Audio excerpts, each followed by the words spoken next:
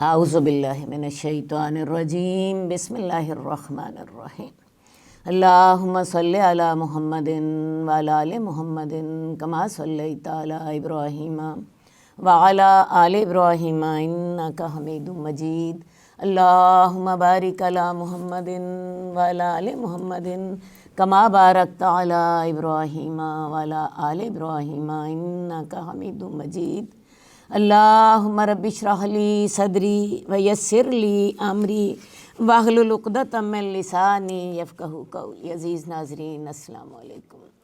اللہ تعالیٰ آپ پر اپنی رحمت نازل فرمائے۔ رمضان قریب آ رہا ہے اور اللہ تعالیٰ ہمیں اس کی برکتیں سمیٹنے کی بھی توفیق عطا فرمائے۔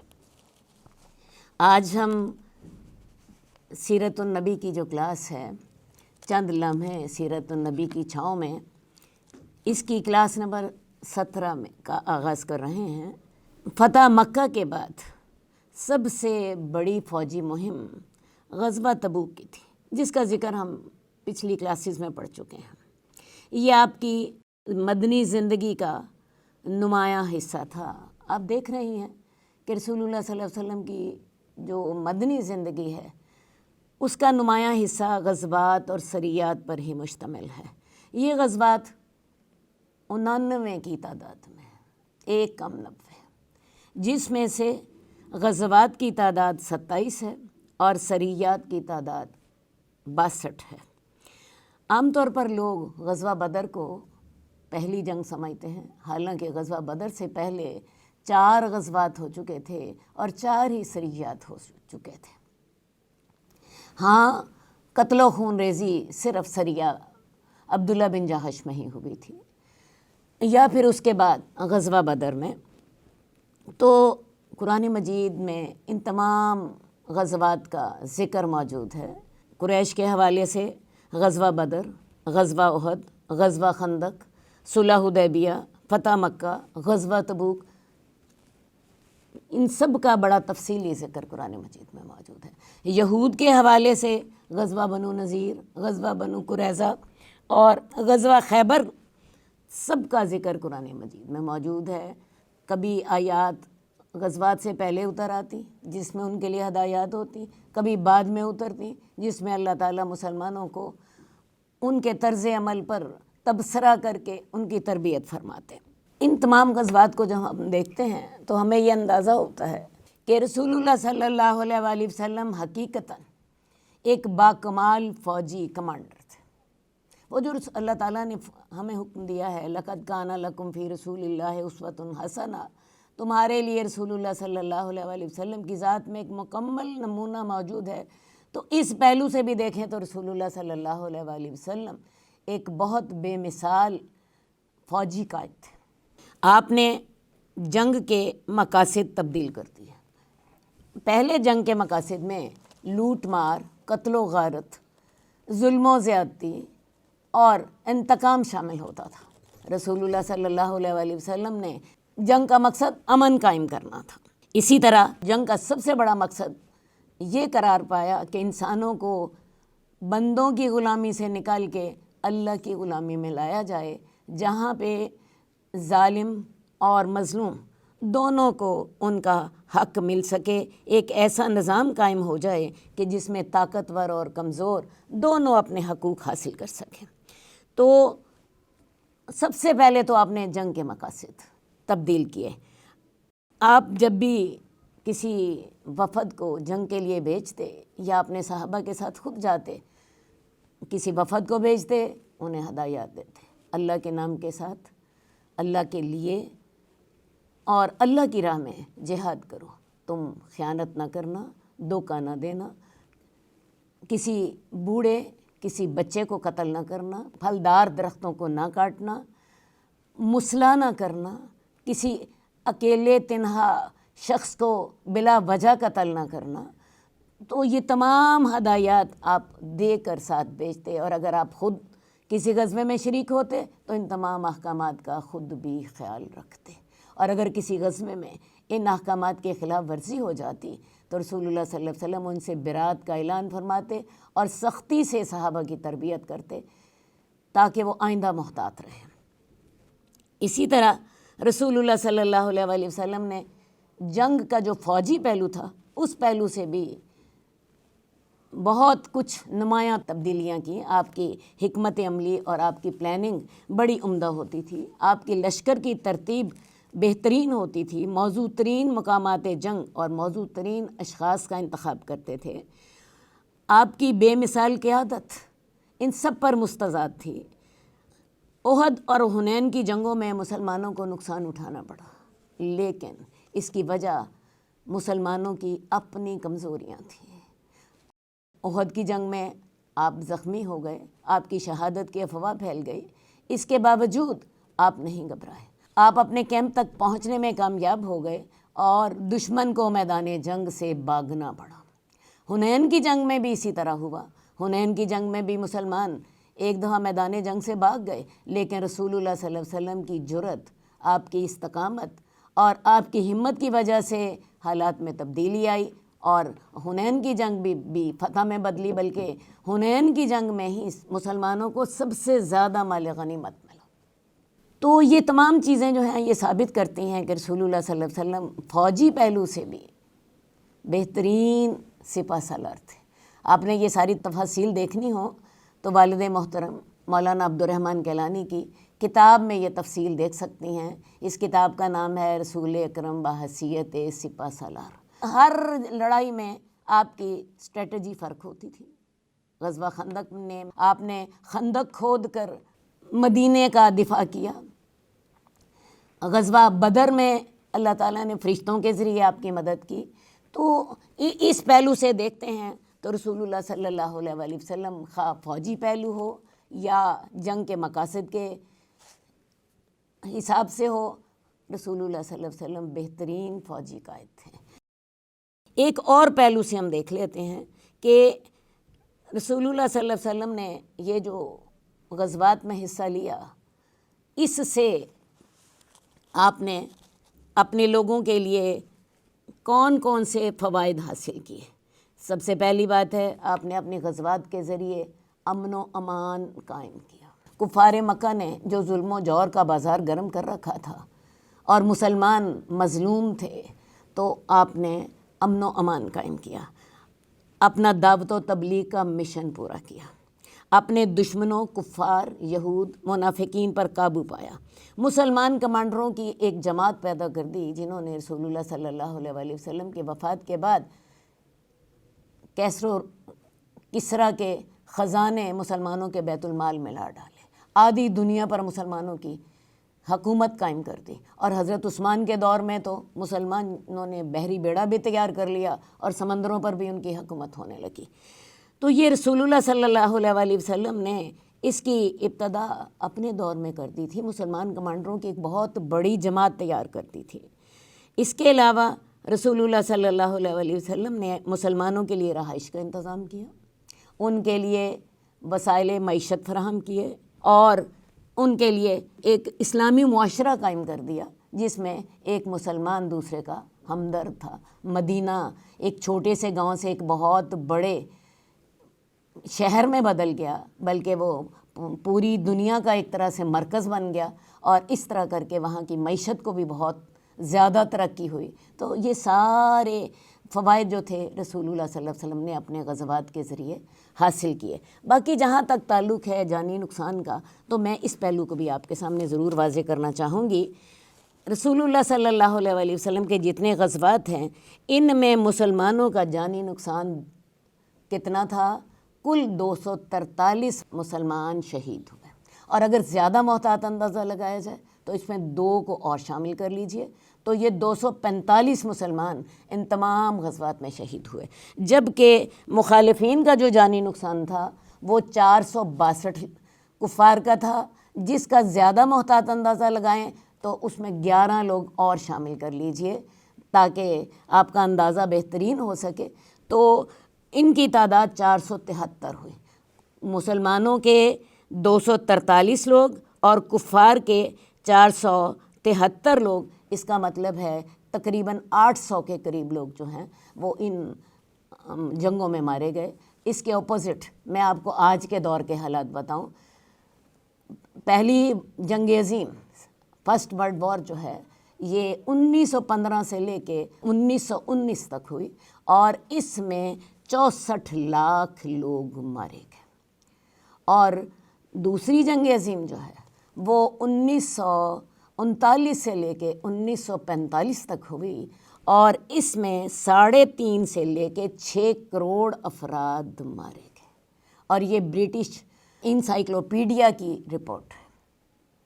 اندازہ کر لیجئے کہ رسول اللہ صلی اللہ علیہ وآلہ وسلم نے کتنے جانی نقصان کے ساتھ کتنے بڑے مقاصد حاصل کیے، اور آج کے دور میں جو کہ بڑا ترقی یافتہ دور کہلایا جاتا ہے، اس میں سیکنڈ ورلڈ وار میں 3.5 کروڑ سے لے کے 6 کروڑ تک انسان ہلاک ہوئے۔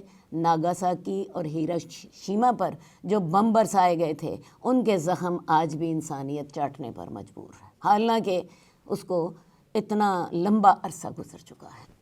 تمام عرب قبائل اس بات کے منتظر تھے کہ مسلمان اور قریش، ان دونوں میں سے کون سی طاقت مکے پر غالب آتی ہے، کیونکہ مکہ میں اللہ کا گھر تھا۔ ان کا عقیدہ یہ تھا جو قوت مکہ پر قابض ہوگی وہ حق پر ہوگی، کیونکہ مکہ میں اللہ کا گھر ہے اور اسے اللہ کی مدد حاصل ہے۔ جب رسول اللہ صلی اللہ علیہ وسلم نے مکہ فتح کر لیا تو تمام لوگوں نے آپ کی قیادت کو تسلیم کر لیا، اور لوگ دین میں جوک در جوک شامل ہونے لگے۔ قرآن میں بھی اس کا ذکر اس طرح آتا ہے، اذا جاء نصر اللہ والفتح ورأیت الناس یدخلون فی دین اللہ افواجا، جب اللہ کی مدد آ گئی، فتح ہو گئی، تو لوگ اللہ کے دین میں جوک در جوک، فوجیں در فوجیں شامل ہونے لگ پڑے۔ تو اس کا ویسے آپ اگر فگرز میں اندازہ لگانا چاہیں تو آپ دیکھیے، جب مکہ فتح ہوا تو رسول اللہ صلی اللہ علیہ وسلم 10,000 کی تعداد میں فوج لے کر آئے ہیں۔ اگلے سال غزوہ تبوک میں یہ تعداد 3 گنا ہو گئی، اور غزوہ تبوک میں آپ 30,000 کی فوج لے کر گئے، اور اس سے اگلے سال جب آپ نے حج کیا 10 ہجری میں، تو آپ کے ساتھ 30,000 کی بجائے 1,40,000 صحابہ آپ کے ارد گرد تھے۔ تو جب مکہ فتح ہو گیا تو اب لوگوں نے سمجھیں دوڑ لگا دی، ریس لگا دی کہ وہ رسول اللہ صلی اللہ علیہ وسلم پر پہنچیں اور اسلام قبول کریں، کیونکہ اب انہیں ایک تو مکہ فتح ہونے کے ساتھ انہیں پتہ چل گیا تھا کہ رسول اللہ صلی اللہ علیہ وسلم حق پر ہیں، دوسری بات یہ انہیں ڈر بھی تھا اگر ہم ایمان نہ لائے تو ہمارے اوپر اسلامی لشکر حملہ بھی کر سکتا ہے، اور وہ اتنا طاقتور ہے کہ ہم اس کی طاقت کے آگے کھڑے نہ ہو سکیں گے۔ اس طرح 9 ہجری میں اتنے وفد مدینہ آئے، اتنے قبائل کے لوگ آئے کہ اس سال کا نام ہی عام الوفود پڑ گیا۔ عام الوفود کہتے ہیں وفدوں کا سال۔ یہ وفد 70 سے زیادہ تھے، ان میں سے کچھ وفد 9 سے پہلے بھی آئے، لیکن زیادہ تر وفد جو ہیں وہ 9 ہجری میں ہی آئے، جیسا کہ میں نے آپ کو بتایا کہ ان کی تعداد 70 سے زائد تھی۔ ان میں سے کچھ وفد میں آنے والے لوگوں کی تعداد 4 یا 5 بھی ہوتی، اور کچھ لوگوں کی تعداد 100 یا 200 بھی ہوتی۔ رسول اللہ صلی اللہ علیہ وسلم ان کو اپنے پاس ٹھہراتے، یہ لوگ آتے، آپ کے پاس اسلام قبول کرتے، آپ کی بیعت کرتے، آپ انہیں دین سکھاتے، اور یہ لوگ آپ کے پاس ٹھہرتے، آپ ان کی تربیت کرتے، ان کی رہائش کا انتظام کرتے، اور جب یہ لوگ کچھ دیر آپ کے پاس رہ لیتے، کوئی دین کی ابتدائی باتیں سیکھ لیتے، تو رسول اللہ صلی اللہ علیہ وسلم ان کی درخواست پر انہیں واپس جانے کی اجازت بھی دے دیتے، اور انہیں کہتے کہ تم جاؤ اپنے علاقوں میں رہو، دین کی بنیادی باتیں تم نے سیکھ لی ہیں، جاؤ اپنے علاقوں میں جا کر دین کی تبلیغ کرو۔ اور جاتے وقت انہیں بڑے اچھے تحائف کے ساتھ، بڑی محبت کے ساتھ انہیں رخصت کرتے۔ تو ہم ان وفود میں سے کچھ وفود کا ذکر آپ کے سامنے کر دیتے ہیں۔ ان میں سے ایک وفد عبد القیس کا تھا۔ یہ لوگ آپ کی خدمت میں 9 ہجری سے پہلے ہی آئے تھے، ان کی تعداد 13 یا 14 تھی۔ دوسری دفعہ یہ 40 کی تعداد میں آئے۔ یہ لوگ جب آپ کی خدمت میں پہنچے، انہوں نے اسلام قبول کیا، آپ کے ہاتھ پر بیعت کی، اور آپ نے ان کو دین سکھایا اور ان کو واپس ان کے علاقے میں بھیج دیا۔ دوسری دفعہ جب یہ آئے ہیں تو ان کی تعداد 40 تھی، اور یہ لوگ پھر آپ کے پاس آئے، ٹھہرے، دین سیکھا، اور اس کے بعد آپ نے انہیں ان کے علاقے میں واپس بھیج دیا۔ دوس کا وفد رسول اللہ صلی اللہ علیہ وآلہ وسلم کے پاس طفیل بن عمر دوسی کی قیادت میں آیا تھا۔ طفیل بن عمر دوسی کا تعلق حضرت ابو ہریرہ کے قبیلے دوس سے تھا۔ یہ آپ کے پاس 9 ہجری سے قبل آپ کی خدمت میں حاضر ہو کر اسلام لا چکے تھے، اور رسول اللہ صلی اللہ علیہ وسلم نے انہیں کہا تھا کہ تم اپنے علاقے میں واپس جاؤ اور وہاں دین کی دعوت دو۔ یہ وہاں پہ دعوت دیتے رہے، کامیاب نہ ہوئے۔ اللہ کے رسول کے پاس آئے، کہنے لگے یا رسول اللہ میں تو ان سے مایوس ہو گیا ہوں، آپ ان کے لیے بد دعا کیجیے۔ رسول اللہ صلی اللہ علیہ وسلم نے ان کے لیے بد دعا نہیں کی، بلکہ انہیں دعا دی، اے اللہ قبیلہ دوس کو ہدایت دے۔ اور آپ کی دعا کا نتیجہ یہ ہوا کہ جب یہ واپس گئے پھر دعوت دینے کے لیے، تو اب یہ کامیاب ہو چکے تھے۔ یہ رسول اللہ صلی اللہ علیہ وآلہ وسلم کے پاس دوبارہ تشریف لائے، اور ان کے ساتھ 70 یا 80 گھرانوں کے لوگ تھے، اور یہ ہجرت کر کے مدینہ آ گئے تھے۔ یہ جب آپ کے پاس پہنچے ہیں تو اس وقت خیبر فتح ہو چکا تھا۔ ایک آپ کے پاس جو اہم شخصیت آپ کے پاس آئی ہے، یہ شخص اکیلا ہی آیا تھا، کعب بن زہیر اس کا نام ہے۔ یہ شاعر تھا، اللہ کے رسول کی ہجو کرتا تھا، اور میں آپ کو بتاؤں کہ عرب معاشرے میں شاعر جو تھا وہ میڈیا وار کا سب سے اہم حصہ ہوتا تھا۔ وہ جو شعر کہتا وہ لوگوں کی زبانوں پہ چڑھ جاتے اور دنوں میں پھیل جاتے۔ اس لیے عرب معاشرے میں شاعر کی حیثیت ایک ہیرو کی سی ہوتی تھی۔ تو یہ کعب بن زہیر، جیسا کہ میں نے آپ کو بتایا، آپ کی ہجو کرتا تھا۔ فتح مکہ کے موقع پر اس کا نام ان لوگوں میں شامل تھا جن کے قتل کا حکم دیا جا چکا تھا۔ یہ بھاگ گیا۔ اس کے بھائی نے اس کو خط لکھا، تم رسول اللہ صلی اللہ علیہ وسلم کی خدمت میں جاؤ اور ان سے امان مانگو، اسلام لے آؤ، وہ تمہاری جان بخشی کر دیں گے۔ خیر جی، یہ رسول اللہ صلی اللہ علیہ وسلم کی خدمت میں حاضر ہو گیا۔ فجر کی نماز کے بعد آپ کے ہاتھ میں ہاتھ دیا۔ اللہ کے رسول سے پہچانتے نہ تھے۔ کہنے لگا کہ یا رسول اللہ، کعب بن زہیر اسلام لانا چاہتا ہے، وہ آپ سے امان چاہتا ہے، کیا اگر وہ اسلام لے آئے تو آپ اس کا اسلام قبول کر لیں گے؟ رسول اللہ صلی اللہ علیہ وسلم نے فرمایا ہاں۔ وہ کہنے لگا یا رسول اللہ، میں ہی کعب بن زہیر ہوں۔ خیر جی، رسول اللہ صلی اللہ علیہ وسلم نے اس کا اسلام قبول کیا۔ ایک انصاری صحابی جپٹ کر اٹھے اور اسے قتل کرنے کے لیے آپ سے اجازت مانگی۔ آپ نے فرمایا نہیں، اب وہ مسلمان ہو چکا ہے۔ تو کیا کعب بن زہیر کی اسلام لانے سے مسلمانوں کو بہت فائدہ ہوا۔ ایک اور جو وفد جس کا میں ضرور ذکر کرنا چاہوں گی، یہ وفد ثقیف کا ہے۔ آپ کو یاد ہوگا کہ غزوہ حنین میں آپ کے بالمقابل بنو حوازن اور بنو ثقیف تھے۔ اللہ تعالیٰ نے غزوہ حنین میں آپ کو بڑی واضح فتح عطا فرمائی تھی اور بہت زیادہ مال غنیمت عطا فرمایا تھا۔ رسول اللہ صلی اللہ علیہ وسلم نے مال غنیمت تقسیم کرنے میں دیر لگائی تھی۔ آپ کا مقصد یہی تھا کہ یہ لوگ مسلمان ہو جائیں اور میری خدمت میں آ جائیں تو میں ان کا مال ان کو واپس کر دوں۔ بہت دیر انتظار کرنے کے بعد بھی جب یہ لوگ مسلمان نہ ہوئے تو رسول اللہ صلی اللہ علیہ وسلم نے مال غنیمت تقسیم کر دیا۔ حوازن کا وفد جو تھا وہ مال غنیمت کی تقسیم کے بعد آیا، اور آپ نے پچھلی دفعہ یہ پڑھا تھا آپ نے کہ رسول اللہ صلی اللہ علیہ وآلہ وسلم نے ان کے قیدی جو تھے واپس کر دیے، اور مسلمانوں سے بھی سفارش کی کہ وہ ان کے قیدی واپس کر دیں۔ حوازن کا جو وفد ہے اس کا معاملہ تو وہیں ختم ہو گیا۔ ثقیف کا جو وفد تھا، یہ جب رسول اللہ صلی اللہ علیہ وسلم مدینے پہنچ چکے تھے اس کے بعد یہ آپ کی خدمت میں حاضر ہوا، اور انہوں نے آپ سے درخواست کی، ایک تو اسلام لانے کی درخواست کی، لیکن ثقیف کے لوگ جو تھے یہ بڑے اڑیل اور بڑے سرکش قسم کے لوگ تھے۔ انہوں نے رسول اللہ صلی اللہ علیہ وسلم سے مطالبہ کیا کہ ہمیں لات کی پرستش کی بھی اجازت دی جائے اللہ کے ساتھ۔ اب رسول اللہ صلی اللہ علیہ وسلم نے انکار کر دیا۔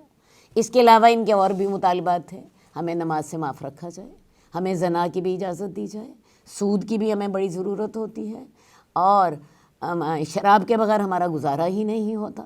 رسول اللہ صلی اللہ علیہ وسلم نے خیر ان کی باتیں سنی، اور سن کر ان کو ایک ہی بات کہی کہ یہ دیکھو، یہ باتیں اللہ نے حرام کی۔ آپ کا دو ٹوک جواب سن کے یہ لوگ علیحدگی میں بیٹھے، آپس میں بحث مباحثہ کیا، آخر اس بات پر مجبور ہوئے کہ رسول اللہ صلی اللہ علیہ وسلم کی کامل اطاعت کر لیں۔ لیکن کافی دیر کے بعد یہ لوگ اس کے لیے تیار ہوئے۔ ایک مطالبہ پھر بھی تھا کہ ہمارے جو بت ہے لات، اس کی ہم پوجا چھوڑ تو دیں گے لیکن ہم اس کو ختم نہیں کریں گے، اس کو آپ خود ختم کریں۔ خیر جی، رسول اللہ صلی اللہ علیہ وسلم نے ان کا یہ مطالبہ مان لیا، خالد بن ولید کے ساتھ چند صحابہ کو بھیجا، اور خالد بن ولید نے ان چند صحابہ کے ساتھ جا کر لات کے مندر کو توڑ دیا اور اسے خزانے پر قبضہ کر کے رسول اللہ صلی اللہ علیہ وسلم کے پاس واپس لے آئے۔ تو یہ جو وفد ثقیف تھا، یہ بھی ایک بڑا مشکل سمجھ لیجئے وفد تھا رسول اللہ صلی اللہ علیہ وسلم کے سامنے۔ بہرحال یہ لوگ کچھ پس و پیش کے بعد مطیع ہو گئے۔ وفد نجران، یہ نجران کا جو وفد تھا یہ عیسائیوں کا تھا، اور اس میں 60 لوگ تھے۔ اس میں ان کے مذہبی رہنما بھی شامل تھے اور ان کے سیاسی رہنما بھی شامل تھے۔ یہ جب مدینہ آئے تو رسول اللہ صلی اللہ علیہ وسلم نے ان کو مسجد نبوی میں ٹھہرایا اور ان کو اجازت دی کہ وہ مسجد نبوی میں اپنے طریقے کے مطابق عبادت کر لیں۔ خیر جی، یہ کافی دن رہے۔ اسی موقع پر قرآن مجید کی سورہ آل عمران کی آیات بھی اتنی جن میں حضرت عیسیٰ کی پیدائش کا ذکر ہے۔ رسول اللہ صلی اللہ علیہ وسلم نے ان کو دین کی دعوت دی اور توحید کی دعوت دی۔ آپ کو پتہ ہے عیسائی حضرت عیسیٰ کو اللہ کا بیٹا مانتے ہیں، تو قرآن مجید کی آیات بھی اس موقع پر اس حوالے سے اتری، لیکن یہ لوگ اسلام قبول کرنے کو تیار نہ ہوئے۔ پھر ان کو مباہلہ کی دعوت دی گئی۔ قرآن مجید میں آیات آج بھی موجود ہیں، یا اہل الکتاب تعالوا الی کلمۃ سواء بیننا و بینکم، اہل کتاب توحید کی طرف آؤ، اور اگر تم یہ قبول نہیں کرتے تو تم اپنے بیٹوں کو لے آؤ، ہم اپنے بیٹوں کو لے آتے ہیں، تم اپنی عورتوں کو لے آؤ، ہم اپنی عورتوں کو لے آتے ہیں، اور پھر ہم مل کے اللہ سے گڑ گڑا کر دعا کرتے ہیں کہ اللہ تعالیٰ تو ہمارے اختلاف کا فیصلہ فرما دے۔ اب رسول اللہ صلی اللہ علیہ وسلم نے جب ان کو یہ مباہلہ کی دعوت دی تو ان لوگوں کی آنکھیں کھلیں۔ ان لوگوں نے رات کو بیٹھ کے فیصلہ کیا کہ ایک نبی کی آمد کا ہمیں تصور تو ہمارے اندر ہے کہ ایک نبی نے آنا ہے، اور اگر یہ وہی نبی ہوا جس کی ہم آمد کا انتظار کر رہے تھے تو اس سے کے ساتھ ہم نے مباہلہ کیا تو ہماری تو نسلیں تک برباد ہو جائیں گی۔ آخر فیصلہ یہی کیا کہ ہم مصالحت کر لیتے ہیں۔ مسلمان تو نہ ہوئے، مصالحت کر لی، اور رسول اللہ صلی اللہ علیہ وسلم سے گزارش کی کہ یا رسول اللہ ہم آپ کو جزیہ دیں گے، آپ ہمارے ساتھ اپنا کوئی آدمی بھیج دیجئے۔ رسول اللہ صلی اللہ علیہ وسلم نے عبیدہ بن جراح ان کا انتخاب کیا، اور اسی وقت یہ آپ نے فرمایا تھا کہ یہ امین امت ہیں اور یہ آپ کے ساتھ جائیں گے۔ یہ لوگ مسلمان تو نہ ہوئے لیکن مصالحت کر لی۔ ایک اور وفد جو مدینہ میں آیا تھا اور جو کہ ایک اہم وفد ہے، یہ بنو حنیفہ کا وفد تھا۔ بنو حنیفہ کا تعلق مسیلمہ بن کذاب سے تھا۔ مسیلمہ بن کذاب 17 لوگوں کے ساتھ آیا۔ اس نے رسول اللہ صلی اللہ علیہ وسلم سے مطالبہ کیا کہ آپ بھی مجھے کار نبوت میں شریک کر لیں، اس طرح کہ آپ کے وفات کے بعد حکومت میری ہوگی۔ رسول اللہ صلی اللہ علیہ وسلم کے ہاتھ میں ایک کھجور کی شاخ تھی۔ آپ نے فرمایا میں تمہیں یہ بھی نہیں دوں گا۔ بات ہے آپ نے شرائط کے ساتھ کسی کا ایمان قبول نہیں کیا۔ جس نے کیا اس نے اخلاص کے ساتھ اللہ کی اطاعت قبول کی۔ تو آپ نے اسے فرمایا کہ میں تمہیں یہ جو میرے ہاتھ میں کھجور کی ایک شاخ ہے میں تمہیں یہ بھی نہیں دوں گا۔ یہ واپس چلا گیا، اور واپس آ کے اس نے 10 ہجری میں اپنی نبوت کا اعلان کر دیا اور کہا کہ میں محمد کو بھی نبی مانتا ہوں، لیکن میں بھی اس کے ساتھ نبوت کے کام میں شریک ہوں۔ اس نے زنا اور شراب حلال کر دی۔ لیکن خیر 12 ہجری میں حضرت ابو بکر کے دور میں اس کو وحشی بن حرب نے قتل کر دیا اور اس فتنے کا خاتمہ کر دیا۔ یہ وفود لگاتار آتے رہے، جیسا کہ میں نے آپ کو بتایا کہ ان کی تعداد 70 سے زیادہ تھی، میں نے تو 5-6 کا ذکر کیا ہے۔ آخری وفد 11 ہجری میں آیا جس کے شرکاء کی تعداد 200 تھی۔ آپ کا مشن کامیاب ہو چکا تھا۔ اتنی جان گسل محنتوں اور قربانیوں کے بعد، خاص طور پر جب 9 ہجری کے حج میں مشرکین سے اعلان برات کیا گیا اور اعلان کر دیا گیا کہ اب جزیرۃ العرب میں شرک کی کوئی گنجائش نہیں۔ مشرکین کو کہہ دیا گیا کہ تمہارے پاس 4 مہینے ہیں، ان 4 مہینوں میں فیصلہ کر لو کہ تم نے کیا کرنا ہے۔ اگر عرب میں رہنا چاہتے ہو تو 2 ہی صورتیں ممکن ہیں، یا تو اسلام قبول کر لو یا پھر جنگ کے لیے تیار ہو جاؤ، کیونکہ اب وہ وقت آ چکا تھا جس کا اعلان اللہ نے قرآن مجید میں کیا تھا، هو الذی ارسل رسولہ بالہدی ودین الحق لیظہرہ علی الدین کلہ ولو کرہ الکافرون۔ اللہ نے اپنے رسول کو اس لیے بھیجا تھا تاکہ وہ اس دین کو تمام دینوں پہ غالب کر دے، اگرچہ کافر اور مشرک کتنا ہی ناپسند کیوں نہ کرے۔ تو اعلان برات کے ساتھ تو آپ یوں سمجھ لیجئے یہ ایک تکمیلی کارروائی ہو رہی تھی۔ اعلان برات یاد رہے 9 ہجری کے ذی الحج میں کیا گیا، 9 ہجری کے بالکل آخر میں۔ تو وہی بات میں پھر کہتی ہوں کہ اب آپ کا مشن مکمل ہو چکا تھا، آپ کامیاب ہو چکے تھے۔ اب اللہ نے آپ کو حکم دیا کہ آپ اپنی زندگی کا آخری اور پہلا حج کریں۔ یہ آپ کی زندگی کا پہلا حج بھی تھا اور آخری بھی تھا، اسی لیے اس کو حجۃ الوداع بھی کہتے ہیں۔ اس میں آپ نے لوگوں کو الوداع بھی کہا، آگے ہم تفصیل دیکھتے ہیں۔ بہرحال اللہ تعالیٰ کے حکم سے آپ نے اب حج کی تیاری شروع کر دی۔ اللہ تعالیٰ چاہتے تھے کہ آپ اپنی کامیابی کے ثمرات اپنی آنکھوں کے ساتھ دیکھ لیں۔ ایک اور مقصد اس حج کا یہ تھا کہ رسول اللہ صلی اللہ علیہ وسلم دین کی تعلیم ایک مکمل صورت میں دیں۔ پہلے تو دیکھیے جی، کبھی ایک حکم آ گیا، کبھی نماز کا حکم آ گیا، کبھی زکوٰۃ کا حکم آ گیا، کبھی قبلہ کی تبدیلی کا حکم آ گیا، کبھی جہاد کا حکم آ گیا۔ اب اللہ تعالیٰ چاہتے تھے کہ آپ تمام مسلمانوں کو اجتماعی طور پر مکمل دین کی تعلیم دیں، مکمل دین مختصر طور پر ان کے سامنے رکھ دیں۔ اس کے علاوہ رسول اللہ صلی اللہ علیہ وسلم نے اس حج میں تمام مسلمانوں سے یہ بھی گواہی لی کہ میں نے کیا اللہ کا پیغام درست طور پر پہنچا دیا۔ صحابہ نے گواہی دی، یا رسول اللہ آپ نے پہنچا دیا۔ اور پھر آپ نے اس وقت یہ بھی صحابہ کو حکم دیا تھا، فَلْيُبَلِّغِ الشَّاهِدُ الْغَائِبُ، کہ جو اس وقت موجود ہے وہ غیر موجود کو یہ میرا پیغام پہنچا دے۔ رسول اللہ صلی اللہ علیہ وسلم نے حج کی تیاری شروع کر دی۔ اس کے لیے آپ نے سب مسلمانوں کو دعوت دی کہ تمام مسلمان اس حج میں آپ کے ساتھ شامل ہو جائیں۔ لوگ جوک در جوک مدینہ آنا شروع ہو گئے۔ آپ 26 ذی القعدہ کو ہفتہ کے دن مدینہ سے نکلے۔ ازواج مطہرات تمام آپ کے ساتھ تھیں۔ اگلے دن ذوالحلیفہ سے آپ نے احرام پہنا، غسل کیا، 2 رکعتیں پڑھیں، احرام کی چادریں پہنی، لبیک پکارا اور اپنی اونٹنی قصواء پر سوار ہو کر چل دیے۔ آپ کے ارد گرد 1,40,000 صحابہ موجود تھے جن کی آپ قیادت کر رہے تھے، اور جو آپ کے ساتھ قدم با قدم اور حرف با حرف آپ کے اطاعت کر رہے تھے۔ آپ 8 دن میں مکہ پہنچے۔ مکہ کے قریب ذی طوا کا علاقہ ہے، رات وہاں گزاری، اور صبح غسل کرنے کے بعد آپ مکہ پہنچے۔ یہ اتوار کا دن تھا اور 4 ذی القعدہ تھی۔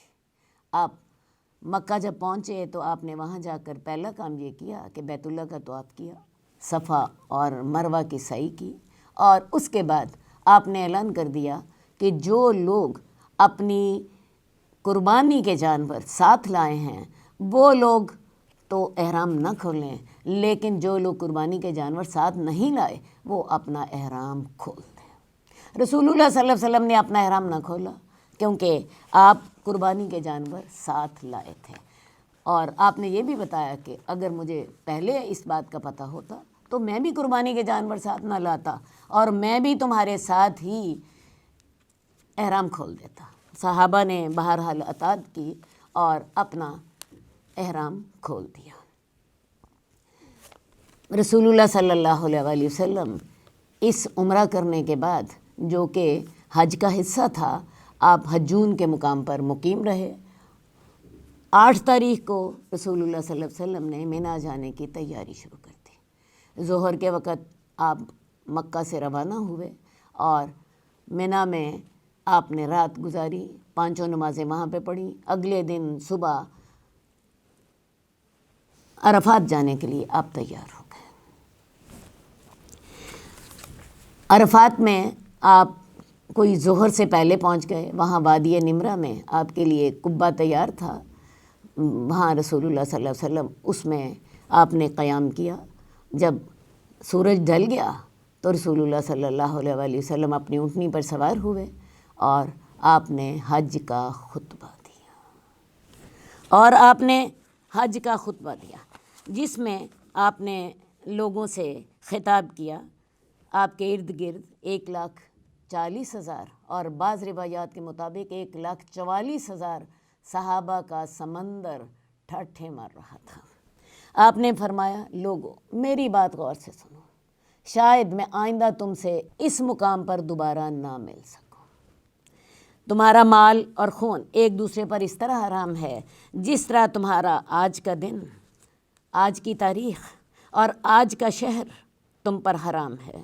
سن لو، جاہلیت کی ہر چیز میرے پاؤں تلے رون دی گئی ہے۔ جاہلیت کے خون بھی ختم کر دیے گئے اور سب سے پہلے میں اپنے خاندان کا خون ختم کرتا ہوں۔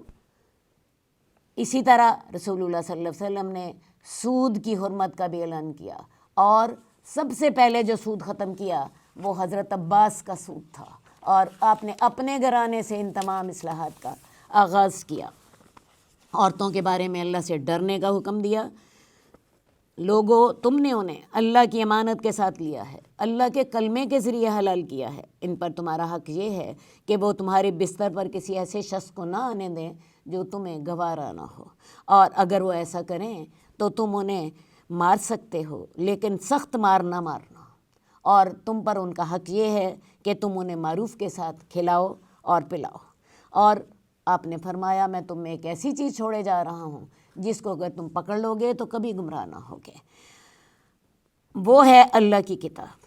لوگوں یاد رکھو، میرے بعد کوئی نبی نہیں اور تم آخری امت ہو۔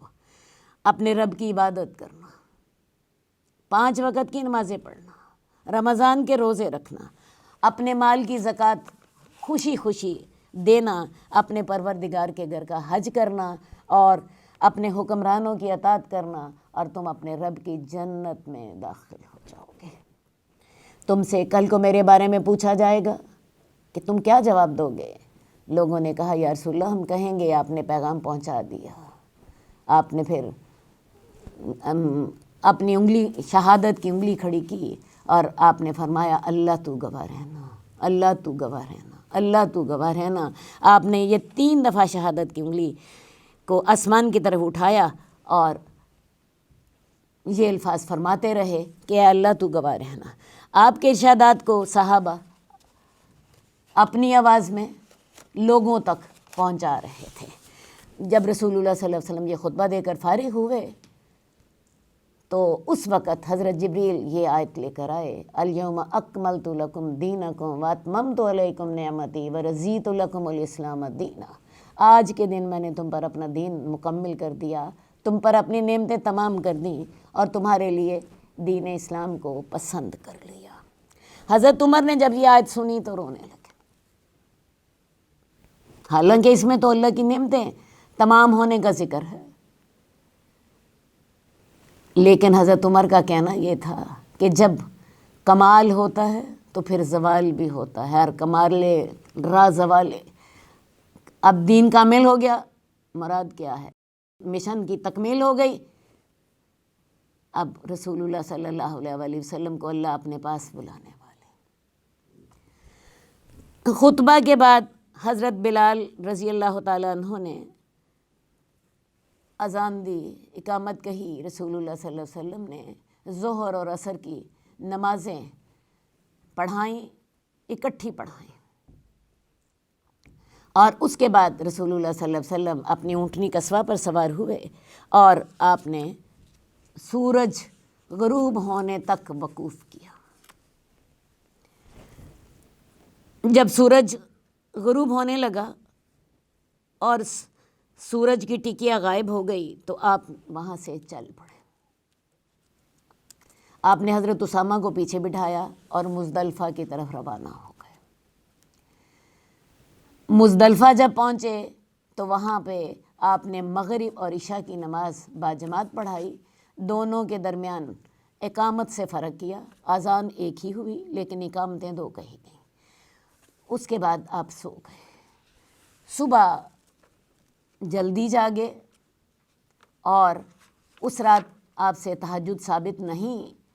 یہ رات بڑی مشکل رات ہوتی ہے کیونکہ سارا دن سفر کیا، پہلے منا سے عرفات آئے، پھر عرفات سے مزدلفہ آئے، اگلے دن بھی بہت سے ابھی اہم افعال انجام دینے ہیں، تو اس رات رسول اللہ صلی اللہ علیہ وسلم نے آرام کیا۔ صبح فجر کے وقت اٹھ گئے اور فجر کی نماز اول وقت پڑھی اور اس کے بعد پھر اللہ کو یاد کیا مشرق حرام کے قریب۔ یہ سارے احکامات قرآن مجید میں موجود ہیں اور ان موقعوں پر قرآن مجید کی آیات بھی نازل ہوتی رہیں۔ تو رسول اللہ صلی اللہ علیہ وسلم مزدلفہ سے سورج نکلنے سے کچھ دیر قبل وہاں سے نکل گئے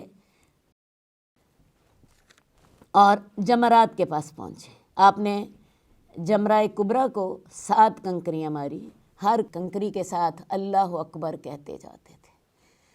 کنکریوں کا سائز تھا وہ اتنا تھا مٹر کے دانے سے بڑا اور چنے کے دانے کے برابر۔ رسول اللہ صلی اللہ علیہ وسلم نے اس دن صرف بڑے شیطان ہی کو کنکریاں ماری کیونکہ یہ اب 10 تاریخ تھی۔ وہاں پر آپ نے کنکریاں مارنے کے بعد اپنی قربانی کی۔ قربانی میں رسول اللہ صلی اللہ علیہ وسلم نے 100 اونٹ قربان کیے۔ ان میں سے 63 اونٹ رسول اللہ صلی اللہ علیہ وسلم نے اپنے ہاتھ سے قربان کیے، باقی 37 اونٹ حضرت علی کے سپرد کر دیے اور حضرت علی کو کہا کہ وہ ان اونٹوں کو ذبح کریں، اور جو ذبح شدہ اونٹ ہیں ان کا گوشت بنوا کے ان کی تقسیم کا سارا انتظام آپ نے حضرت علی کے سپرد کر دیا۔ ان تمام اونٹوں کے گوشت میں سے کچھ گوشت لیا گیا اور رسول اللہ صلی اللہ علیہ وسلم کے لیے کھانا بنایا گیا۔ آپ نے اس گوشت کے شوربے کو پیا اور اس میں سے کچھ کھایا۔ بعد میں رسول اللہ صلی اللہ علیہ وسلم نے حجامت کرائی۔ ظاہر ہے آپ نے قربانی کر لی تھی، حجامت کرائی اور اس کے بعد آپ سوار ہو کے مکہ تشریف لے گئے۔ ظہر کی نماز آپ نے بیت اللہ میں پڑھی۔ بیت اللہ کا طواف کیا جو کہ حج کا سب سے اہم حصہ ہے، جس کو طواف زیارہ یا طواف افاضہ کہتے ہیں۔ یہ آپ نے ظہر کی نماز سے قبل کر لیا تھا۔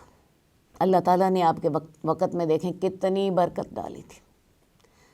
صبح مزدلفہ میں آپ نے مشرق حرام کے قریب اللہ کو یاد کیا، وہاں سے نکل کے آپ نے جمرے مارے، ان 63 اونٹوں کو ذبح کیا، حجامت بنوائی، اس کے بعد آپ بیت اللہ پہنچے ہیں، وہاں پہ آپ نے طواف کیا اور پھر ظہر کی نماز ادا کی۔ ظہر کی نماز ادا کرنے کے بعد آپ زمزم کے کنویں کی طرف گئے۔ وہاں پر بنو عبد المطلب لوگوں کو زمزم کا پانی پلا رہے تھے۔ آپ نے وہاں سے پانی پیا اور آپ نے فرمایا کہ اگر مجھے یہ ڈر نہ ہوتا کہ پانی پلانے کے اس کام میں لوگ تمہیں مغلوب کر دیں گے تو میں بھی تمہارے ساتھ زمزم کا پانی نکالتا۔ آپ کو ڈر یہ تھا کہ اگر میں نے یہاں پہ پانی نکالا تو سارے لوگ یہاں پر آ جائیں گے اور ان کا کام مشکل کر دیں گے، لہٰذا آپ نے پھر زمزم کا پانی نہیں نکالا، اپنی خواہش ظاہر کر دی۔ بنو عبد المطلب نے آپ کو ایک ڈول پانی دیا، آپ نے اس میں سے پانی پیا۔ آج یوم النحر تھا، حج کا اصل دن۔ رسول اللہ صلی اللہ علیہ وسلم نے آج بھی ایک خطبہ ارشاد فرمایا۔ خطبے کے وقت آپ خچر پر سوار تھے، حضرت علی آپ کے ارشادات صحابہ کو پہنچا رہے تھے۔ آپ نے آج کے خطبے میں بھی وہی باتیں دہرائیں جو کہ کل کے خطبے میں آپ دہرا چکے تھے۔ آپ نے خطبہ دیا کہ زمانہ گھوم پھر کر اپنی اصل حیات پر پہنچ چکا ہے۔ آج کا دن، آج کا وقت، آج کا شہر، یہ سب حرام ہیں، اور تم پر تمہارا جان، مال اور خون اور عزتیں ایک دوسرے پر اس طرح حرام ہیں جیسے یہ دن اس مہینے اور اس شہر میں حرام ہے۔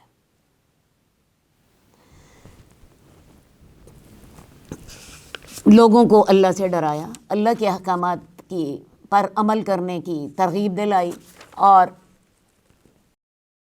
پھر یہی بات فرمائی کہ تم میں سے جو یہاں موجود ہے وہ یہ باتیں دوسروں کو پہنچا دے، کیونکہ بہت دفعہ ایسا ہوتا ہے کہ جس کو بات پہنچائی جاتی ہے وہ پہنچانے والے سے زیادہ سمجھدار ہوتا ہے۔ ایک روایت میں ہے کہ رسول اللہ صلی اللہ علیہ وسلم نے اس دن کے خطبے میں یہ بھی ارشاد فرمایا تھا کہ کوئی جرم کرنے والا اپنے جرم کا خود ہی ذمہ دار ہوگا۔ کوئی بیٹا باپ کے جرم پر اور کوئی باپ بیٹے کے جرم پر نہیں پکڑا جائے گا۔ آپ نے یہ الفاظ بھی فرمائے کہ شیطان اس چیز سے مایوس ہو چکا ہے کہ تمہارے اس شہر میں اس کی پوجا کی جائے، لیکن اپنے جن اعمال کو تم حقیر سمجھتے ہو اس میں اس کی اطاعت کی جائے گی اور وہ اسی سے راضی ہوگا۔ رسول اللہ صلی اللہ علیہ وسلم منی میں 13 تاریخ تک آپ نے قیام فرمایا۔ ان دنوں میں آپ جمرات پر کنکریاں مارتے رہے۔ 12 ذی الحج کو بھی رسول اللہ صلی اللہ علیہ وسلم نے ایک تیسرا خطبہ بھی ارشاد فرمایا۔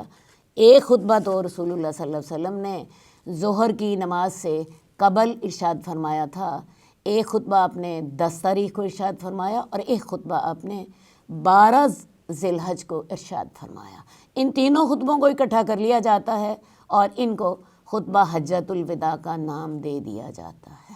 لیکن رسول اللہ صلی اللہ علیہ وسلم نے یہ 3 مختلف ایام میں اور مختلف جگہوں پر یہ مختصر اور بڑے مؤثر خطبات ارشاد فرمائے تھے۔ ایام تشریق کے خاتمے پر رسول اللہ صلی اللہ علیہ وآلہ وسلم منی سے نکلے اور آپ نے رات خیف بنی کنانہ میں گزاری۔ خیف بنی کنانہ وہ جگہ تھی جہاں پہ ایک وقت میں کفار نے اکٹھے ہو کر رسول اللہ صلی اللہ علیہ وسلم کے قتل کا منصوبہ بنایا تھا۔ اسی جگہ پر ہی یہ منصوبہ بنا تھا کہ جب تک بنو ہاشم اور بنو عبد المطلب رسول اللہ صلی اللہ علیہ وآلہ وسلم کو کفار کے حوالے نہیں کر دیتے کہ وہ انہیں قتل کر دیں، تب تک ان کا سوشل بائیکاٹ کیا جائے۔ رسول اللہ صلی اللہ علیہ وسلم نے رات وہاں پہ گزاری تاکہ اپنے رب کا شکر کر سکیں کہ ایک وہ دن تھا کہ ان کے قتل کا اتنا سر عام مطالبہ کیا جا رہا تھا، اور اسی بات پر ہی آپ پھر شیب ابی طالب میں 3 سال تک رہے۔ مطالبہ یہ تھا کہ جب تک بنو ہاشم اور بنو عبد المطلب رسول اللہ صلی اللہ علیہ وسلم کو قتل کے لیے کفار کے حوالے نہیں کرتے، تب تک بنو عبد المطلب اور بنو ہاشم سے بائیکاٹ رہے گا، اور یہ رہا۔ تو خیف بنی کنانہ میں آپ رات رہے تاکہ اللہ کا شکر کر سکیں کہ اللہ تعالیٰ نے ان تمام دشمنوں کو آپ کا جانثار بنا دیا تھا۔ ویسے حضرت عائشہ کی ایک روایت میں یہ الفاظ بھی موجود ہیں کہ وہاں سے مدینہ کو راستہ بھی سیدھا جاتا تھا۔ دونوں ہی باتیں اکٹھی تھیں۔ بہرحال رسول اللہ صلی اللہ علیہ وسلم 13 ذی الحج کو وہاں سے نکلے۔ حضرت عائشہ کو عمرہ کرایا۔ حضرت عبد الرحمن بن ابو بکر کو حکم دیا تھا کہ وہ حضرت عائشہ کو تنعیم سے عمرہ کرا دیں، کیونکہ حضرت عائشہ کا حج کا پہلا عمرہ رہ گیا تھا۔ رسول اللہ صلی اللہ علیہ وسلم نے ان کا انتظار فرمایا، وہ واپس آ گئیں، مکہ پہنچے، آخری طواف فرمایا جس کو طواف وداع کہتے ہیں، آپ مدینہ روانہ ہو گئے۔ تمام مناسک حج سے فارغ ہو کر آپ مدینہ منورہ کی طرف روانہ ہو گئے۔ رسول اللہ صلی اللہ علیہ وآلہ وسلم کی جو زندگی کی جو آخری فوجی مہم ہے، آئیے اس کا ذکر کرتے ہیں۔ آپ کو یاد ہوگا غزوہ موطا میں حضرت زید بن حارثہ کو شہید کر دیا گیا تھا۔ اس کے علاوہ بھی بہت سے جلیل القدر صحابہ شہید کر دیے گئے تھے، تو آپ نے ان کا انتقام لینے کے لیے آپ حضرت زید بن حارثہ کے بیٹے اسامہ بن زید کو ایک لشکر دیا اور ان کو کہا کہ وہ اس جگہ پر پہنچیں جہاں ان کے باپ کو شہید کیا گیا تھا، وہاں جا کے اپنے باپ کے قتل کا بدلہ بھی لیں اور ان شہداء کے لیے دعائیں بھی کریں۔ رسول اللہ صلی اللہ علیہ وآلہ وسلم نے ایک لشکر تیار کیا اور اس کا قائد، جیسا کہ میں نے پہلے آپ کو بتایا، کہ اسامہ بن زید کو بنایا۔ اسامہ بن زید حضرت زید بن حارثہ کے بیٹے تھے۔ لوگوں نے ان کی عمر پر اور ناتجربہ کاری پر اعتراض کیا، تو رسول اللہ صلی اللہ علیہ وسلم نے انہیں کہا کہ تمہیں پہلے زید بن حارثہ پر بھی اعتراض تھا، حالانکہ وہ بھی میرے محبوب تھے اور وہ اس عہدے کے حقدار تھے، اب اسامہ بن زید بھی اس عہدے کی صلاحیت رکھتے ہیں اور میرے محبوب بھی ہیں۔ اس لشکر میں حضرت ابو بکر جیسے لوگ بھی اسامہ بن زید کے ماتحت تھے۔ بہرحال جی رسول اللہ صلی اللہ علیہ وسلم نے اس لشکر کو بھیجا۔ یہ لشکر ابھی مکے سے باہر نکلا تھا، صرف 3 میل باہر گیا تھا، تو رسول اللہ صلی اللہ علیہ وسلم کی بیماری کی خبر آ گئی۔ رسول اللہ صلی اللہ علیہ وسلم کے لیے صحابہ کی ذات سب سے اہم تھی۔ یہ لشکر وہیں ٹھہر گیا کہ اللہ کے رسول صحت مند ہوں گے تو تب ہم جائیں گے، لیکن ہوا کیا کہ رسول اللہ صلی اللہ علیہ وسلم کی بیماری لمبی ہوتی چلی گئی اور یہ لشکر پھر رسول اللہ صلی اللہ علیہ وسلم کی وفات کے بعد ہی حضرت ابو بکر کے دور میں اپنے مقصد کو حاصل کر سکا۔ تو آئیے اب دیکھتے ہیں ہم کہ رسول اللہ صلی اللہ علیہ وآلہ وسلم کی بیماری کا کیا معاملہ تھا۔ رسول اللہ صلی اللہ علیہ وآلہ وسلم 29 صفر کو ایک جنازے پر گئے، بقیع کے مقام پر واپس آئے تو آپ کے سر میں درد تھی۔ یہ درد بڑھتی چلی گئی یہاں تک کہ آپ کو بخار بھی ہو گیا، اور بخار کی تپش اتنی تھی کہ پٹی کے اوپر سے بھی محسوس ہوتی تھی۔ اس سے پہلے رسول اللہ صلی اللہ علیہ وآلہ وسلم سفر کے آغاز میں غزوہ احد کے جو شہداء ہیں وہاں دامن احد میں گئے اور ان کے لیے یوں دعا کی جیسے آپ زندہ اور مردہ لوگوں کو الوداع کر رہے ہوں۔ اصل بات یہ ہے کہ حالات سے یہ اندازہ ہو رہا تھا کہ رسول اللہ صلی اللہ علیہ وسلم اب اللہ کے پاس جانے والے ہیں، اور اس کا اظہار مختلف طریقوں سے بھی ہوا۔ مثلا رسول اللہ صلی اللہ علیہ وسلم ہر سال رمضان میں قرآن کا دور کیا کرتے تھے حضرت جبریل کے ساتھ۔ اس سال حضرت جبریل کے ساتھ رسول اللہ صلی اللہ علیہ وسلم نے 2 دفعہ قرآن کا دور کیا۔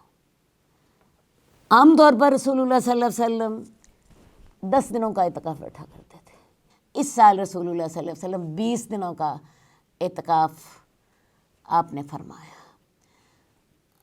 مختلف موقعوں پر بھی آپ نے اشارہ فرمایا، جیسے حجۃ الوداع کے خطبے میں آپ نے ارشاد فرمایا، لوگوں میری بات دھیان سے سنو، میں شاید اس سال کے بعد تم سے اس مقام پر دوبارہ نہ مل سکوں۔ اسی طرح حضرت معاذ کو بطور گورنر آپ نے جب یمن روانہ کیا تو آپ نے حضرت معاذ سے کہا، معاذ شاید تم مجھ سے نہیں ملو گے، تم میری مسجد اور میری قبر کے پاس سے گزرو گے۔ حضرت معاذ یہ سن کر رونے لگ پڑے آپ کے جدائی کے غم سے۔ تو اس طرح کے اشارات مل رہے تھے۔ جب وہ آیت اتری الیوم اکملت لکم دینکم واتممت علیکم نعمتی، تو حضرت عمر نے کیا فرمایا تھا؟ حضرت عمر نے بھی یہی کہا تھا کہ ہر کمال کے بعد زوال ہی تو ہوتا ہے۔ تو ایسے اشارات مل رہے تھے۔ بہرحال رسول اللہ صلی اللہ علیہ وآلہ وسلم، جیسا کہ میں نے آپ کو بتایا کہ آپ نے شہدائے احد کے لیے دعا کی، اور اس طرح دعا کی جیسے حدیث کے الفاظ ہیں کہ آپ نے زندہ اور مردہ لوگوں کو الوداع کہا ہو۔ 29 سفر کو رسول اللہ صلی اللہ علیہ وسلم ایک جنازے سے واپس آئے تو آپ کے سر میں شدید درد شروع ہوئی، یہ درد بڑھتی گئی۔ آغاز میں تو آپ ازواج کے گھر جاتے رہے اور نماز باجماعت بھی پڑھاتے رہے، لیکن بعد میں یہ بیماری شدید ہوتی گئی۔ آپ کی اس بیماری کی جو مدت ہے 13 یا 14 دن ہے۔ پہلا ہفتہ تو آپ نے ازواج کے گھروں میں گزارا، لیکن آپ یہ پوچھتے تھے این انا غدن، کل میں کہاں ہوں گا۔ ازواج مزاج شناس تھے، سمجھ گئیں کہ رسول اللہ صلی اللہ علیہ وسلم حضرت عائشہ کے پاس قیام فرمانا چاہتے ہیں۔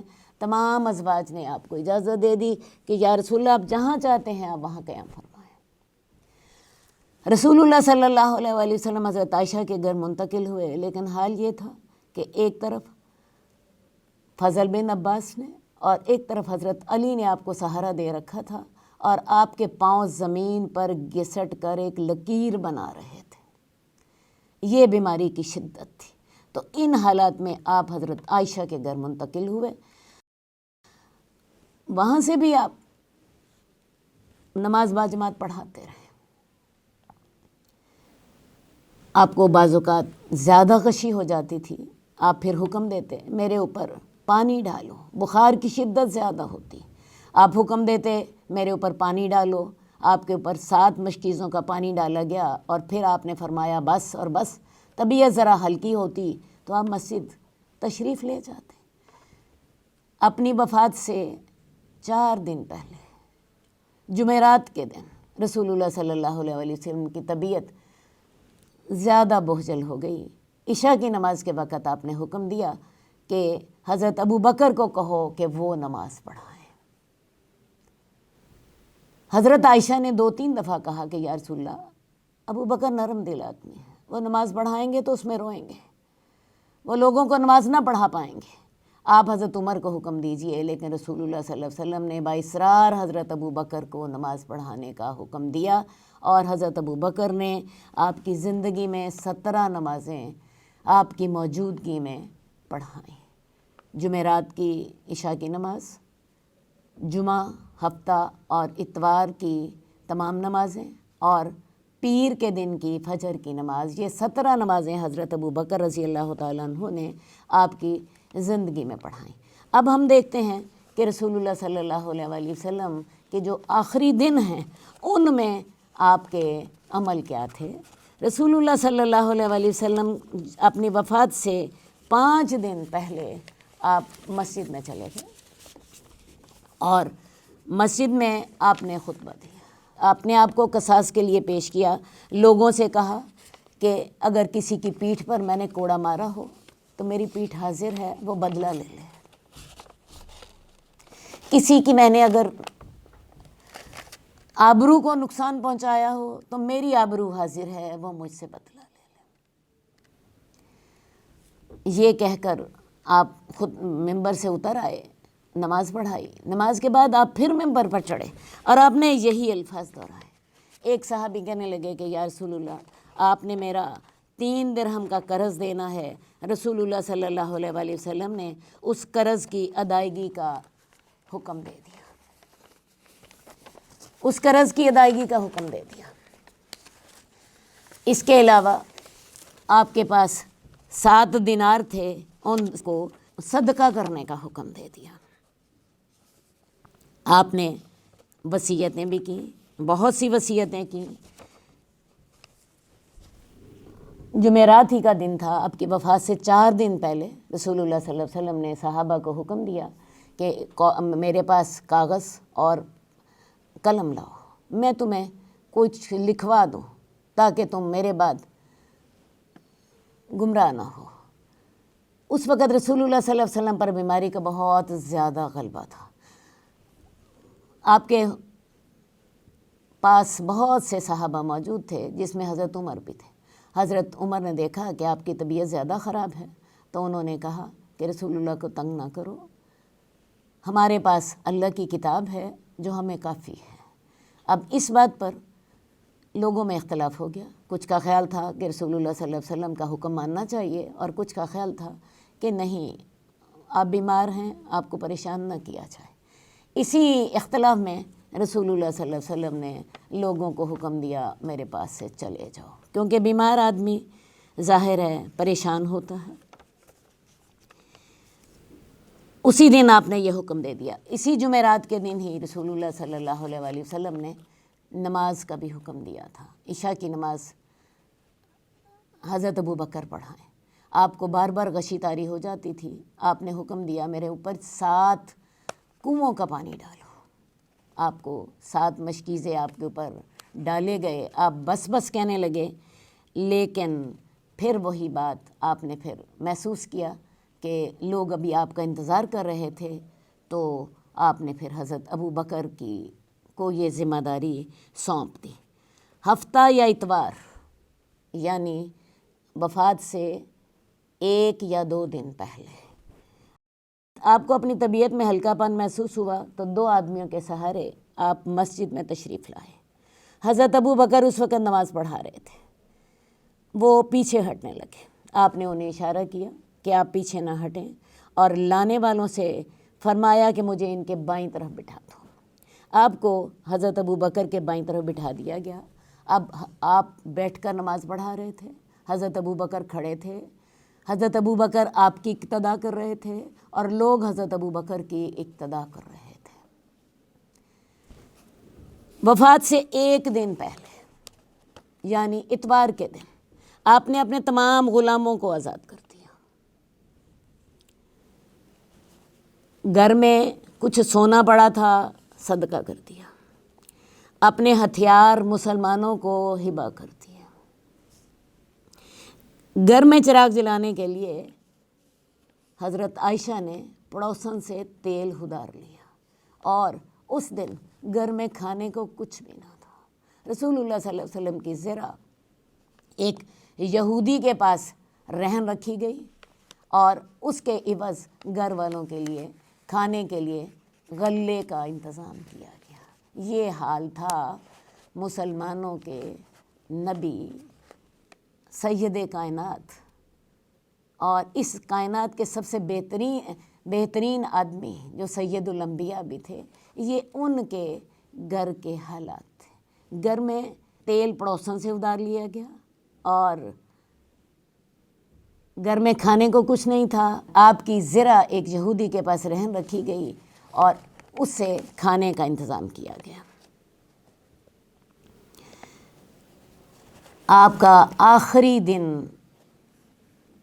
کیسے گزرا؟ حضرت انس روایت کرتے ہیں کہ فجر کی نماز کے وقت رسول اللہ صلی اللہ علیہ وآلہ وسلم نے اپنے حجرے کا پردہ ہٹایا، دیکھا مسلمان نماز پڑھ رہے تھے۔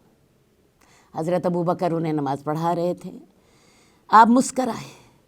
حضرت ابو بکر پیچھے ہٹنے لگے کہ شاید آپ آنا چاہ رہے ہیں، لیکن آپ نے ہاتھ سے اشارہ فرمایا کہ تم اپنی نماز پوری کرو، اور پھر حجرے کے اندر تشریف لے گئے۔ جب دن چڑھا تو چاش کے وقت حضرت فاطمہ کو بلایا۔ انہوں نے دیکھا کہ رسول اللہ صلی اللہ علیہ وسلم کو بڑی سخت تکلیف تھی۔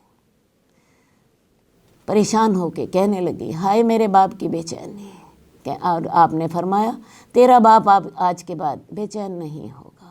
ساتھ ہی آپ فرما رہے تھے، لا الہ الا اللہ، موت کی تو بے ہوشیاں ہوتی ہیں، موت کی تو بے ہوشیاں ہوتی ہیں۔ تو آپ کی حالت یہ تھی کہ کبھی چادر اپنے چہرے پہ لے لیتے، کبھی چادر ہٹا دیتے۔ قریب ہی ایک برتن میں پانی پڑا تھا، اس پانی میں اپنا ہاتھ ڈبوتے، کبھی اپنے چہرے پر وہ پانی جو تھے اس کے ساتھ اپنا ہاتھ پھیر لیتے، اور کبھی ہٹا دیتے۔ تو حضرت فاطمہ بہت بے چین ہو گئی۔ ان کے کان میں ایک سرگوشی کی، حضرت فاطمہ رونے لگ پڑی۔ پھر ان کے دوسرے کان میں سرگوشی کی، حضرت فاطمہ مسکرانے لگ پڑی۔ تمام ازواج مطہرات آپ کے پاس تھیں۔ حضرت عائشہ نے حضرت فاطمہ سے پوچھا کہ رسول اللہ صلی اللہ علیہ وسلم نے تمہارے کان میں کیا بات کہی ہے؟ حضرت فاطمہ کہنے لگی کہ جب انہوں نے راز کی بات کہی ہے تو میں بھی آپ کا راز نہیں کھولوں گی۔ ہاں، جب رسول اللہ صلی اللہ علیہ وسلم کی وفات ہو گئی تو بعد میں حضرت عائشہ نے حضرت فاطمہ سے پوچھا تو حضرت فاطمہ نے بتایا کہ آپ نے پہلی بات مجھے یہ کہی تھی کہ میں اس مرض میں فوت ہو جاؤں گا اور تم صبر کرنا۔ یہ سن کر میں رونے لگ پڑی۔ اور دوسری دفعہ آپ نے یہ کہا تھا کہ تم میرے اہل و عیال میں سب سے پہلے مجھ سے ملو گی، اور ساتھ ہی یہ بھی فرمایا کہ تم اہل جنت کی خواتین کی سردار ہوگی۔ یہ سن کر میں ہنسنے لگ پڑی۔ تو یہ باتیں آپ کی اس دن حضرت فاطمہ سے ہوئیں۔ آپ نے حضرت حسن اور حسین کو بلایا، ان کو چوما اور خیر کی وصیت فرمائی۔ ازواج مطہرات کو بلایا۔ ازواج مطہرات اول تو وہیں موجود ہوتی تھیں، ان کو بھی آپ نے خیر کی نصیحت کی۔ آپ کی تکلیف جو تھی وہ بڑھتی جا رہی تھی۔ اپنی وفات سے 5 دن پہلے آپ 3 وصیتیں کر چکے تھے، اور وہ وصیتیں سیاسی تھیں۔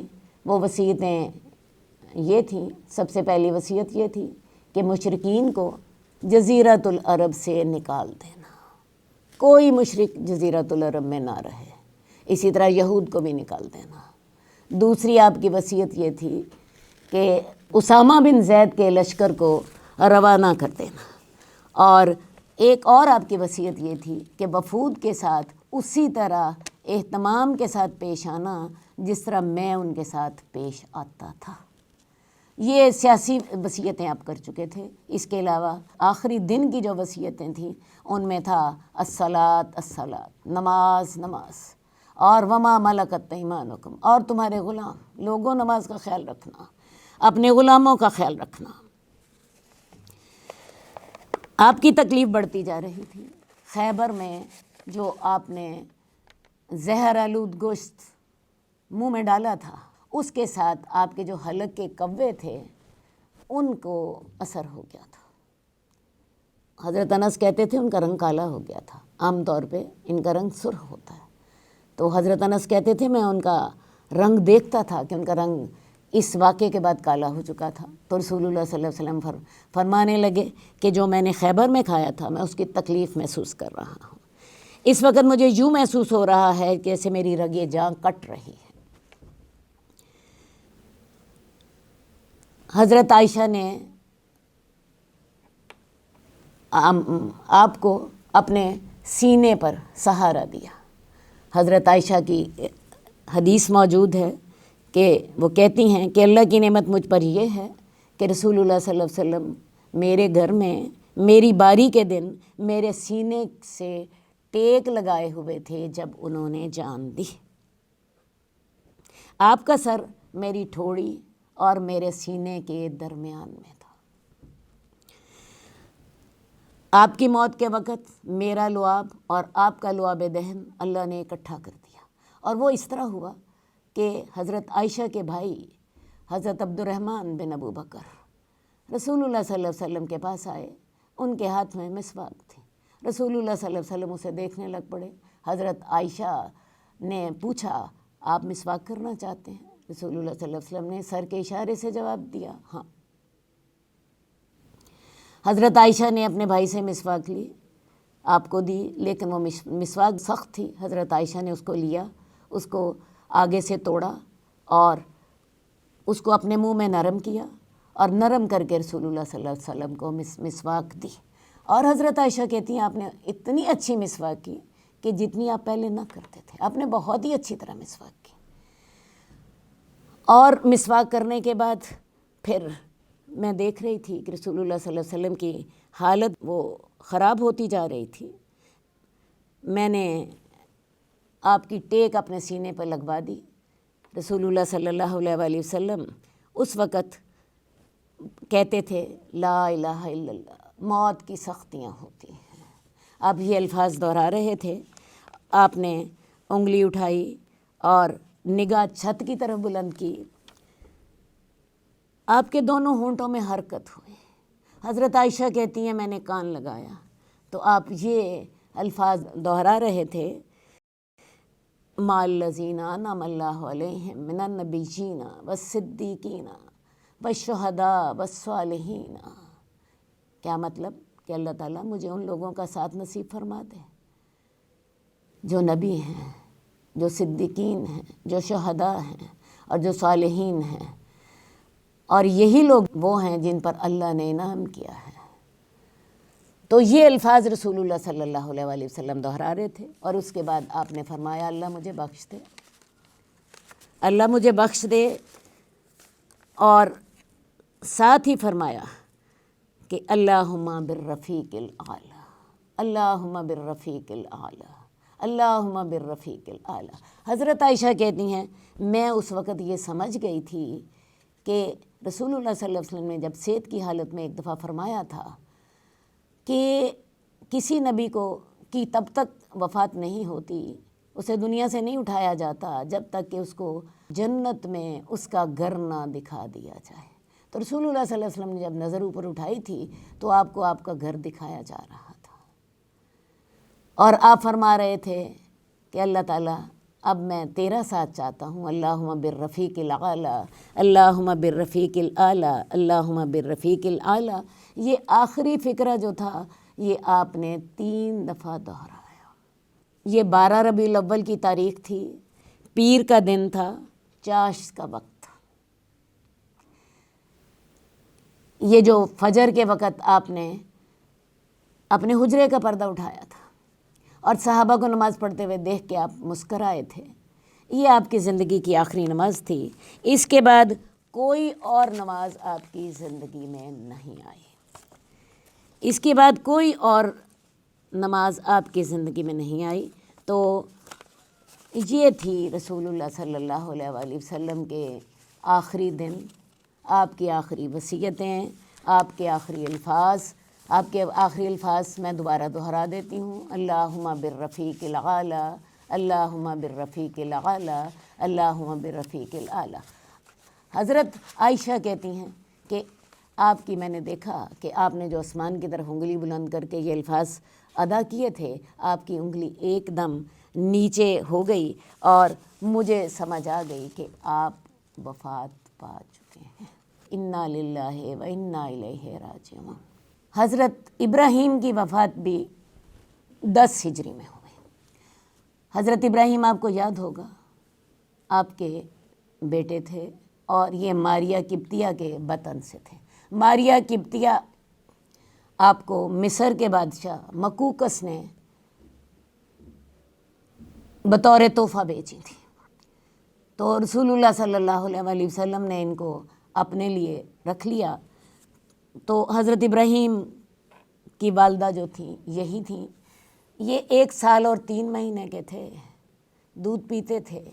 آپ کو ان کی بیماری کی اطلاع ملی، رسول اللہ صلی اللہ علیہ وسلم گئے، آپ نے ان کی دایا کے ہاتھ سے انہیں لیا، انہیں سونگا، اپنی گود میں اٹھایا اور دیکھا کہ ان کا سانس اس وقت اکھڑا ہوا تھا. کچھ دیر بعد انہوں نے وفات پائی.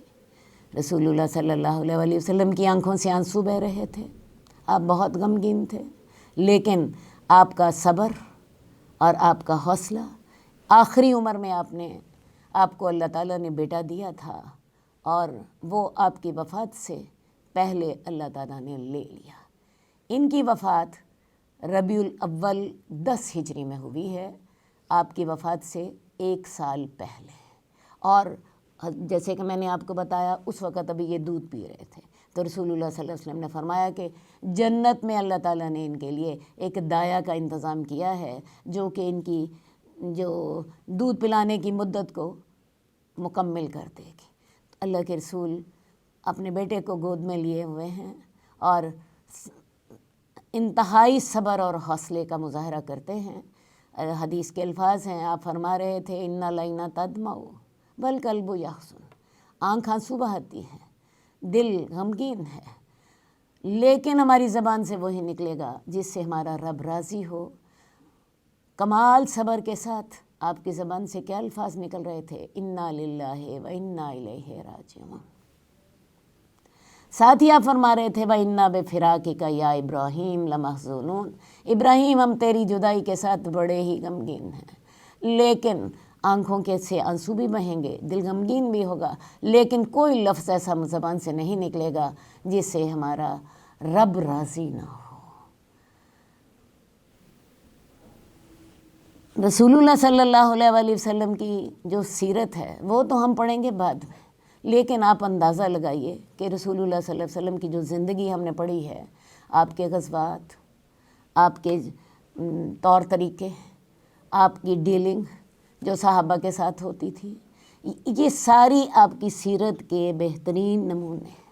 اور میں درمیان میں ان کی طرف اشارہ بھی بعض اوقات کر دیتی تھی، اور بعض اوقات میں اسے آپ کے لیے چھوڑ دیتی تھی کہ آپ اسے اپنے لیے کون سا پہلو تلاش کرتی ہیں جس پر آپ عمل کر سکیں۔ اب رسول اللہ صلی اللہ علیہ وسلم کا صبر، آپ کی استقامت، آپ کی جرأت، آپ کا عفو و درگزر، آپ کا عدل و انصاف، یہ ساری چیزیں میرا خیال ہے آپ کی سیرت پڑھنے سے جتنی واضح ہوتی ہیں، اتنے خالی یہ الفاظ پڑھنے سے واضح نہیں ہوتی کہ رسول اللہ صلی اللہ علیہ وسلم بہت معاف کرنے والے تھے، یا رسول اللہ صلی اللہ علیہ وآلہ وسلم بہت صبر کرنے والے تھے۔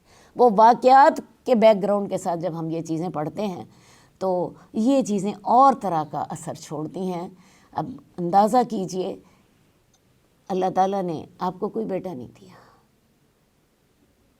2 بیٹے دیے تھے جو کہ بچپن میں ہی فوت ہو گئے، آپ کا بھائی کوئی نہیں تھا، آپ نے اپنے باپ کو دیکھا ہی نہیں، آپ کو کتنی سخت ضرورت تھی کہ ایک بیٹا ہوتا، اللہ تعالیٰ نے وہ بیٹا دیا، لیکن آپ سے آخری عمر میں لے لیا۔ اور آپ کو پتہ ہے آخری عمر میں انسان کو تکلیف بھی زیادہ ہوتی ہے، لیکن رسول اللہ صلی اللہ علیہ وسلم کا صبر ملاحظہ فرما لیجیے، ہر بات پہ راضی۔ اللہ آپ کو بہت بڑی نعمتیں دے دیتا ہے تب بھی اللہ کے شکر گزار ہیں، اور اللہ تعالیٰ اس طرح کے حالات پیدا کر دیتے ہیں تو تب بھی اللہ کے شکر گزار ہیں۔ جب مکہ فتح ہوا تو رسول اللہ صلی اللہ علیہ وسلم کو یہ حکم ہوا، اذا جاء نصر اللہ والفتح ورأیت الناس یدخلون فی دین اللہ افواجا فسبح بحمد ربک واستغفرہ انہ کان توابا، کہ اے نبی، اللہ کی مدد آ گئی ہے، فتح ہو گئی ہے، لوگ دین میں جوک در جوک داخل ہو رہے ہیں، آپ اپنے رب کی تسبیح کیجیے اور اپنے رب کی حمد کیجیے اور اس سے استغفار کیجیے، کیونکہ وہ بہت توبہ قبول کرنے والا ہے۔ اس کے بعد رسول اللہ صلی اللہ علیہ وسلم نے اپنی جو تہجد کی نماز تھی زیادہ لمبی کر دی، اتنی لمبی نماز پڑھتے کہ حضرت عائشہ کہتی ہیں کہ آپ کے پاؤں پر ورم آ جاتا، آپ کی ٹانگیں سوج جاتی۔